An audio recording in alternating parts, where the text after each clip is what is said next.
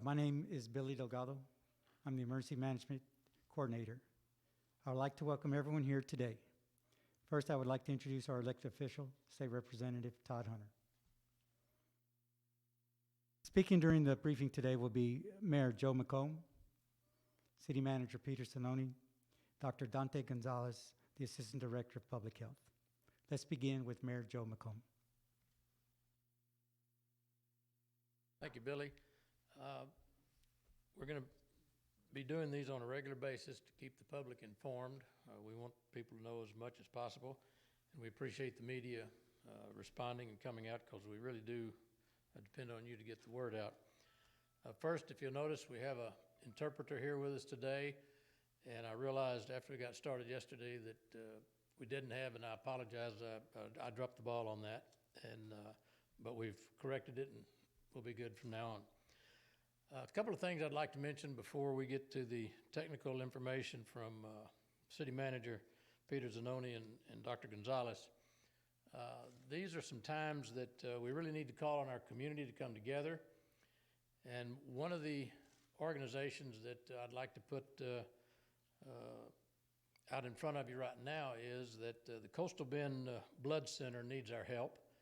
Because as you know, you see the blood mobile at different businesses around the community taking donations, because what goes on in the hospital goes on in the hospital 24/7, no matter what's going on outside the confines of a hospital.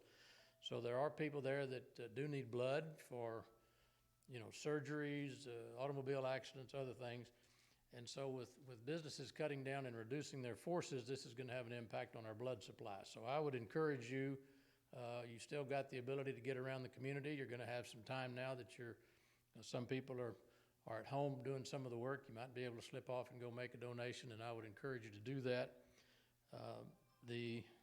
As the coronavirus continues to spread, you'll be seeing, if we haven't already begun to see, a drop in donations because people are just not available. So we want to remind you, you've got your mobility here in the community. And we would encourage you to contact the blood bank, make sure you know where the mobile unit may be, or go by their headquarters if that's what they want. Find out exactly where they want you, and then go give some blood, because there's 30 drive locations nationwide and have been canceled, and we do need about 975 units of blood for our community. So those are used up on a daily basis, not all of them, but the supply fluctuates, so we do need your help. They say they need more than 100 donations a day to meet local patient demand. And every day there's surgical patients, accident patients, cancer patients, new mothers, newborns, and new blood transfusions. So it's extremely important, and we don't want you to overlook that part of our community, and you're doing that. Also, one of our responsibility, hopefully, is to get you the facts and the truth out. And unfortunately, part of our responsibility is try to knock down any rumors that you may hear, because they run rampant. And so one of the rumors that we're hearing, and I don't understand why this got started. It shouldn't be. We've got a superior water supply in Corpus Christi. It's adequate water supply. It's a good water supply. There's no shortage of the water. And so all of the fuss about buying water to take home really and depleting all the shelves at the stores is uncalled for, and we'd ask you to slow down on that because there are some people that need to have some water at there besides what the city provides. So your tap water is adequate. That's what we use at our house, and so I would certainly encourage you to give that some thought as you're thinking of your citizens here in Corpus Christi. I thought of sometimes Corpus Christi is compared to a lot of places, and we hear a lot about what's going on in Corpus Christi, but I thought an interesting fact, and very rarely do you hear Corpus Christi compared to New York City, other than unless we're talking about picante sauce in Texas and picante sauce in New York City. But it's kind of an interesting comparison, because if you're aware of the fact that in today's situation, at least today, that could change moment by moment, but as I'm speaking to you now, we still have 0 confirmed cases of the coronavirus. And one of the largest areas in our country that is experiencing the most difficulty is New York City. And so I thought it would be interesting because this leads up to the concept of this social distancing and staying away from each other as much as possible.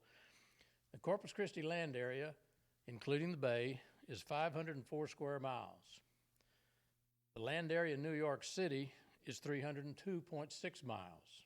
That includes the Hudson River and some others. So we got water and we got land. The population in Corpus Christi is 325,000.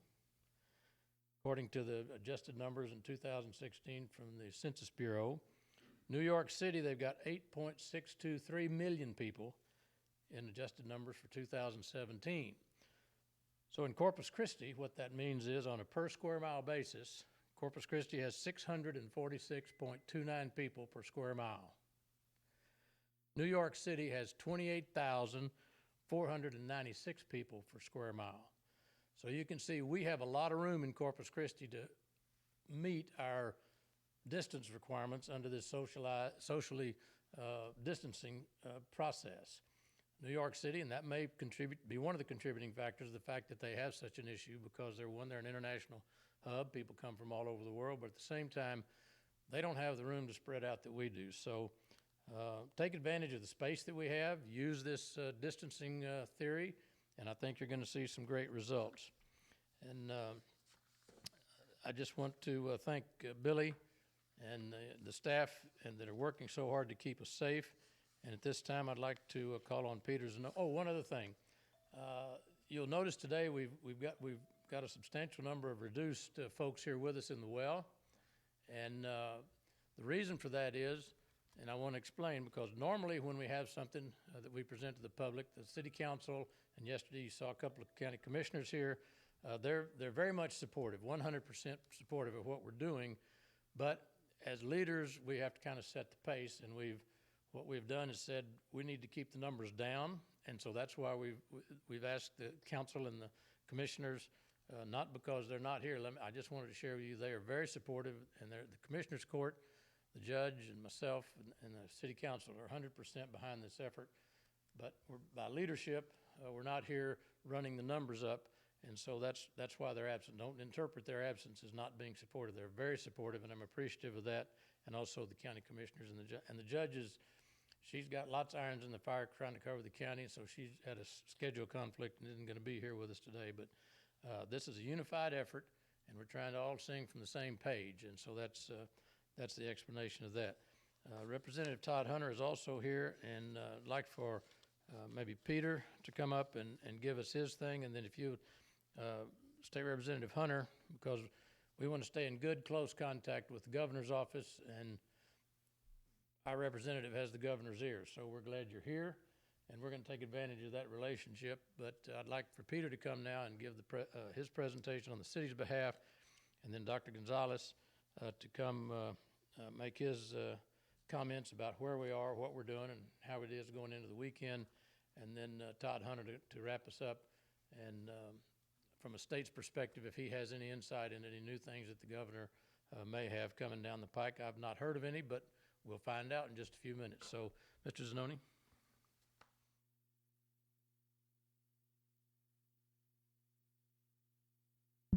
Thank you, Mayor, and thank you, Representative Hunter, for being here again today. We appreciate your partnership. I'd like to start off by repeating what the mayor said, but also caution us, while it's good news that we have 0 cases in Nueces County, Corpus Christi, that does not mean we can let up our guard. There is still several days, several weeks of preventative measures that we need to take, consistent with the governor's request yesterday or order yesterday. We need to continue to follow those tips on social distancing, on staying home if you're sick, or even staying home if you're not sick, reducing travel from outside your home and even the city. There's no reason we really should be leaving the city. Just kind of hunker down here in Corpus Christi, Nueces County. Those social distance guidelines are 6 feet, so we want to be about 6 feet away from the nearest person next to us. We have to continue to remember to do the following, which the doctors have told us for years, but wash your hands. Wash them frequently, and wash them for 20 or longer seconds, especially if the water is not warm. You need to wash them longer. don't touch your face. That's the best way for you to get germs and viruses into your body, so keep your hands away from your face. And if you don't have hot soap and water, use sanitizers for your hands. But the old-fashioned soap and water is still the best proven method to eliminate germs from your hand and your body. There are numerous recommendations and orders of the governor yesterday. Those still stay in effect in our community. Yesterday, the city began a plan of reducing the number of city employees that report to work, and instead they're working from home beginning today. In many of our departments, we're on a skeletal crew with just key personnel reporting to work, and more employees are telecommuting or teleconferencing or working from home, and that reason is so that we don't have groups of people working together and potentially spreading this completely dangerous virus. From an operations standpoint, we closed several centers this morning. And I went over these yesterday, but that includes all our library locations are closed. Our park and recreation community centers, there's 8 of them, those are closed. Our Corpus Christi gym that the city runs, it's by the natatorium, and the Ben Garza gym, those were closed yesterday. The city's natatorium and the Collier Pool, the Oso Bay Preserve Center, those were closed yesterday. 5 senior centers remain closed. However, we're still providing meals at lunchtime through a drive-through system. And then we're also delivering meals to seniors in the community, over 1,000 each day in total. This morning, we meet every morning, just to let you know, the leaders of the action team, including the mayor, the county judge, Barbara Canales, myself, and others. One thing we did today, based on conversations this morning, is we added a 5th phone bank at the health district. And so we have 4 phone banks today with about 35 call takers that are working around the clock, taking calls from the community on public health questions or screenings. People feel they may be sick, may have the virus. They're doing the right thing and calling the health district. But because of increased call volume, we've added a 5th call bank or call center. So we have close to 50 call takers today answering calls from citizens that call the health district. Also today, we talked about a second testing site. And so we have the former Memorial Hospital parking lot as site number 1. We've worked through the business plan and the operations plan of having a second site, and information of that will be coming soon. But we evaluated 4 potential sites for a second site, and we've landed on 1. And now we'll complete the operations plan and have that information out to the community soon. The mayor mentioned donating blood, and there's any donation of sorts is needed at a critical time like this. Don't forget to help your neighbor. We have several citizens on their own initiative, like Victor Betancourt, who has marshaled a group of folks who are donating paper products and hygiene and cleaning supplies for the community. And this wasn't just a one-time thing. They continue to do that. They continue to seek for donations and receive them from places like HEB, the Lighthouse for the Blind. Today, David Neese and Crocker T. Vance, a dentist, donated materials to include toothbrushes and toothpaste. These items will be given out to our seniors as we take their Meals on Wheels to their homes over the next several days.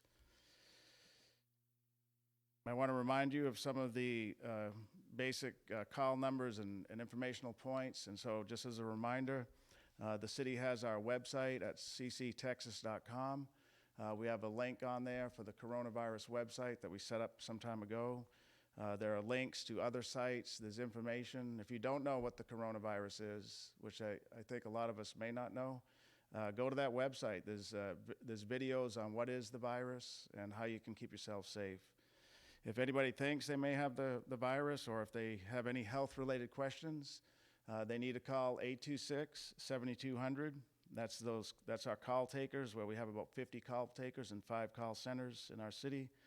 That number and those call takers are there 7 days a week, 24 hours a day.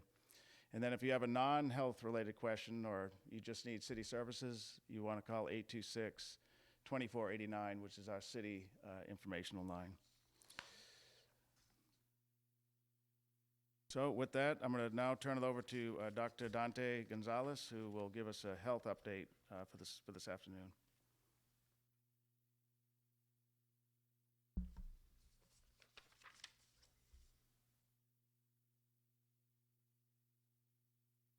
I am Dr. Dante Gonzalez. I am the Assistant Director of Public Health. And today I'm bringing you a little bit of a different message. It's an educational message.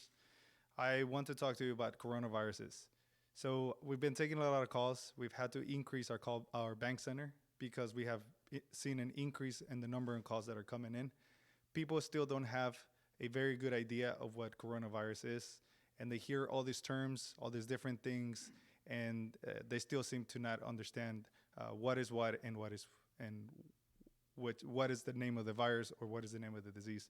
So there are some terms that are currently being utilized. Scientists have found a lot of similarities between this new virus and SARS from 2003. Therefore, the name for this new virus has been termed SARS-CoV-2. It is important to know that this is a new virus. This is a novel virus, which means that nobody has ever been exposed to it, which means your body doesn't know how to react to it. So it is important that we prevent on getting this disease and ensuring that other people, our older population, are not getting this disease, because just like them, just like us, their body doesn't know how to react to it. The disease that this virus causes is termed Covid-19. Much of the mechanism for Covid-19 and what it does to the body is currently still not known. However, based on the pathology of SARS, which is similar to Covid-19, the virus attaches to the lungs where it causes damage to the cells. As the cells become damaged, the body is not able to uptake the oxygen, leading to respiratory failure.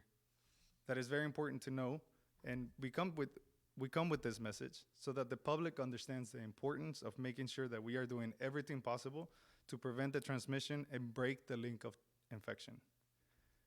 For the 80% of the people who will get sick and recover, the term recover should not be taken lightly. Since much is still unknown about this virus, recovering from the disease, they will recover with potential lung damage and have implications later on in life and reduce the quality of life. We also want people to shift and reframe their way of thinking. Our most vulnerable population is the elderly and the immunocompromised. For the young people, it doesn't damage their lungs as much as it would an older person or immunocompromised, but they still get the disease, and they're still able to pass the disease. Therefore, it's important for them to understand that prevention is the key to break the link of infection for this elderly and more vulnerable population. So right now, we are taking an increase in number of phone calls, and we want the public to know that we're still here. Our phone numbers are 361-826-7200, and we're taking every single call, and we're making sure that anybody who needs the testing for COVID-19 is getting tested. We ask the public to continue prevention and social distancing, especially now that our kids are home. Teach them prevention and keep them from getting sick. If they are sick, make sure that they stay at home and that the rest of the family also stays at home. The name of the game is break the link of transmission. If you reduce the transmission, we will contain and we will reduce this disease from spreading in our community. So it is very important to make sure that you continue following the rules of prevention. Wash your hands, do not touch your face with unwashed hands, and make sure that you are washing your hands with soap and water. Soap and water is gonna be the first line of defense, because not only the soap and water take all the grime and all the crud from your hands, but it's gonna take the virus away with it. The stuff that we're using, like the sanitizer or anything that has 60% alcohol also works, but the best tool is soap and water, and making sure that you're not touching your face, that you're doing social distancing, and that you are staying home whenever you're sick. And so far, as many of us set it up here, we're still at 0 cases. We are doing everything that we can. If we hear anything on Facebook, if we hear anything that our media will contact us and ask us if there's any positive cases, we are tracking it down and making sure that that is still correct. And it is correct. We still have 0 cases of COVID-19 in Oasis County.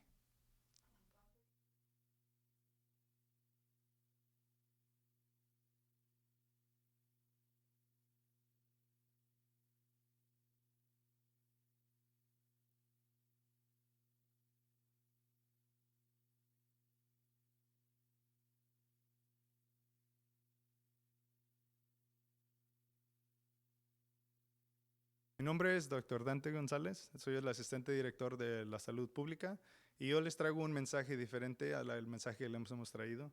Hay muchos términos que se están utilizando en la comunidad y la gente todavía está preguntando qué es el COVID, qué es coronavirus, qué es SARS-CoV-2. Nadie tiene todavía el público no conoce bien lo que son estos términos. Este virus que ha sido llamado coronavirus, que empezó en China, originado en China, ha tenido varios cambios en nombres. La enfermedad que este virus proporciona se llama COVID-19. El nombre del virus es SARS-CoV-2 y la razón que le llamaron SARS-CoV-2 es porque el virus que ocurrió en 2003 tiene muchas similitudes y es casi igual a lo que pasó en ese entonces, en 2003, así es que le llamaron SARS-CoV-2. Este virus es nuevo. Nuestro cuerpo nunca ha sido expuesto a lo que es este virus, entonces nuestro cuerpo no lo reconoce y no tenemos los anticuerpos para poder pelear y tratar de que el cuerpo reaccione más rápido, o lo que causa muchas enfermedades y falta de oxígeno lo que es en el cuerpo. Este virus ataca lo que es las células de los pulmones y las células ya no funcionan ya que el virus los ataca. Entonces eso crea que el cuerpo deje de absorber el oxígeno que necesita. Entonces es importante saber que la gente sepa que la razón de que estamos haciendo estos términos preventivos y asegurarnos que nos estamos lavando las manos, que no nos estamos tocando la cara, que estamos haciendo distancia social, es para prevenir lo que es este virus ácido. Solamente el 80% se recupera sobre este virus. Pero la recuperación de este virus no quiere decir que se está recuperando al 100%. Este virus lo que proporciona es de que te causa problemas que van a ocurrir después en la vida, porque no conocemos mucho de lo que es el COVID. Lo que pasa es de que la gente que se recupera empieza a sentirse un poquito mejor y ya no tiene el virus circulando por su cuerpo, pero el virus se queda, lo que hace y los resultados del virus se quedan en el cuerpo y duran el resto de tu vida. Lo mejor que puede hacer uno como el público es asegurarse que estamos enseñándole a nuestros niños, enseñarle a nuestros adultos, a nuestra gente de más edad, que ellos también asegúrense que no agarren este virus y que no les pegue esta enfermedad, porque los niños chiquitos a lo mejor no les causa tanto problemas, pero ellos también pueden pasar el virus al resto de la población, al resto de la gente, y es importante saber que ellos también pueden pasarlo. Si empezamos con nuestra juventud y a enseñarles que la prevención es importante, entonces lo que ellos van a llevar es, no solamente para ahorita, pero también para el futuro, asegurarnos que cualquier otro virus que pueda ocurrir podemos prevenirlo y reducir lo que es y contenerlo en el virus antes de que se pase al resto de la gente y la población. Tenemos una línea de teléfono, 361-826-7200, y acabamos de incrementar las personas que están contestando los teléfonos. Casi tenemos más de 50 líneas para poder asegurarnos que estamos agarrando todas las llamadas del público, también de los doctores, y asegurarnos que estamos contestando tus preguntas. Tratamos de educar al público si ellos no saben lo que es el COVID-2, el SARS, COVID-2, el COVID-19, porque son muchos términos que han sido usados. Lo que tú tienes que saber y lo más importante que tienes que enfocar es saber que es el coronavirus es prevención. Cualquier virus trata de hacer prevención. Si no se lo pases a alguien más, nos va a ayudar mucho nosotros como el salud pública para poder prevenir lo que es pasar este virus al resto de la población. Ahorita tenemos 0 casos de coronavirus en el condado de Nueces County y estamos esperando que ese número se mantenga ahí, 0. Seguimos haciendo exámenes a las personas que necesitan los exámenes. Por si ahí escuchas que nosotros no estamos haciendo los exámenes, es incorrecto. Sí estamos haciendo los exámenes para la gente que lo necesita, pero por el momento estamos mandando los exámenes, tomamos lo que necesitamos del paciente y lo mandamos al estado, a lo que es el laboratorio del estado, y ellos nos dan los resultados. Y cuando tenemos los resultados, si algún día nos llega a caer un positivo, nosotros vamos a hacer lo más posible de darle saber a la comunidad para que ellos sepan que tienen que subir a otro nivel y prevenirlo aún más. Ahora, solamente porque tenemos cero no quiere decir, como lo dijo el mayordomo, como lo dijo Peter Zanoni, nosotros no tenemos que bajar la guardia. Si bajas la guardia, aunque tengamos cero, eso puede abrir la puerta para que el virus pueda entrar a nuestra comunidad y queremos prevenir que el virus se salga a la comunidad. Queremos saber que la comunidad esté educada porque van a poder tener más prevención. Y si hablan a ese número de 826-7200 y traten de pedir a alguien que necesite hablar en español, yo hablo español, yo le puedo ayudar. Tengo otra gente ahí en el laboratorio, tenemos gente en el departamento que también pueden hablar en español. Y nada más esperamos que sea un poquito paciente porque tenemos limitada la gente que habla en español, pero sí podemos hablar en español y les vamos a regresar la llamada. Si no podemos tomar la llamada ahí, nosotros les vamos a regresar la llamada inmediatamente y vamos a asegurarnos que te estamos hablando y te estamos contactando. Gracias.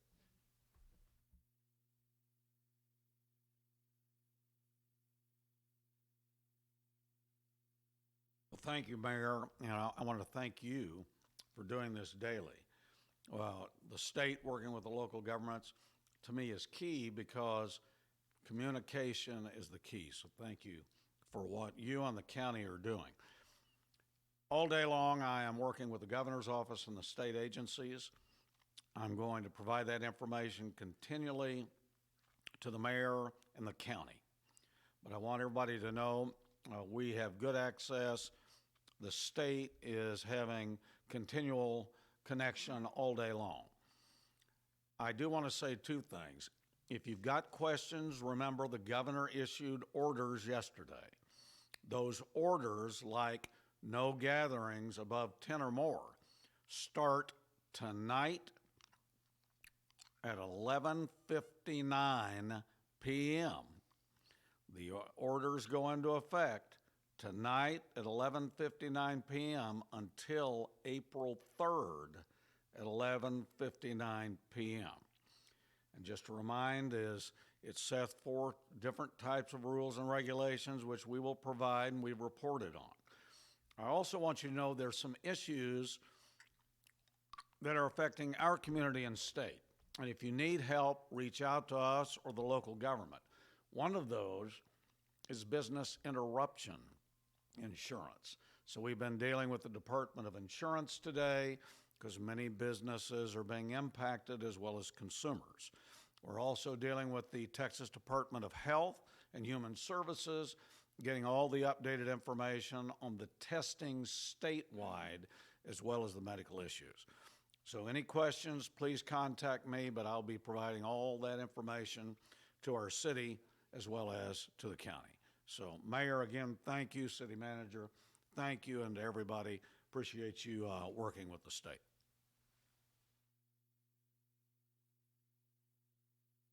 One or two more items, and then I'm asked Billy to come close out the press conference.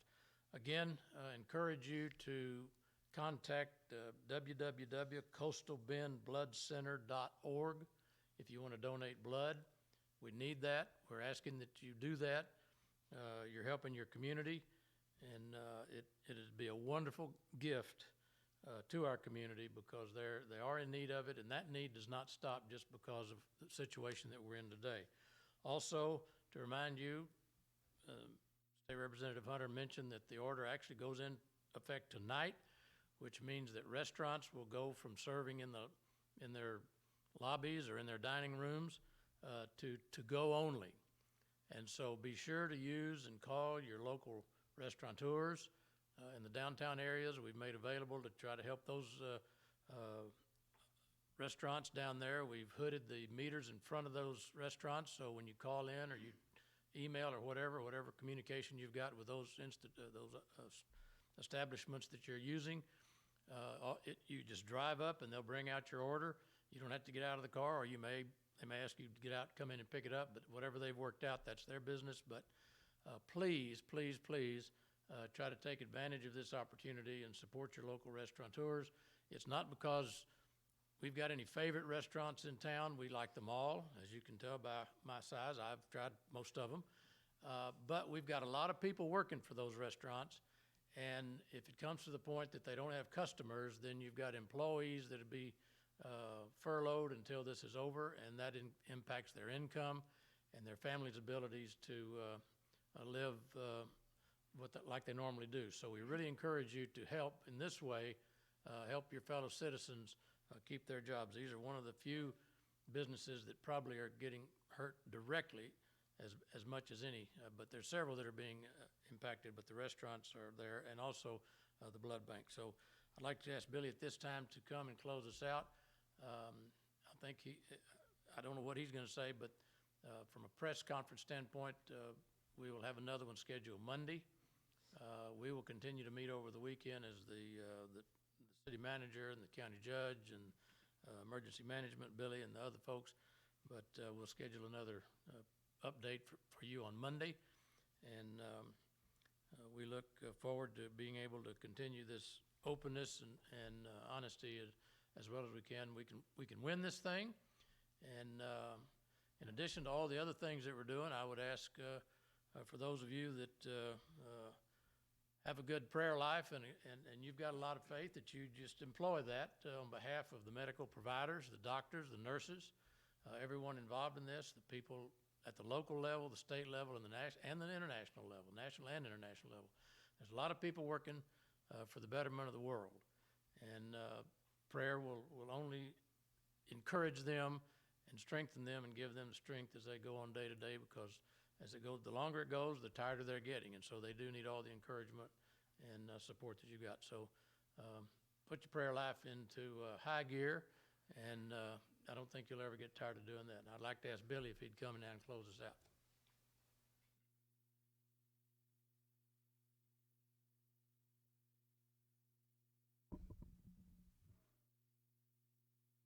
Thank you for coming over to the press conference. And at this time, if there are any questions, we'll be glad to take some questions right now.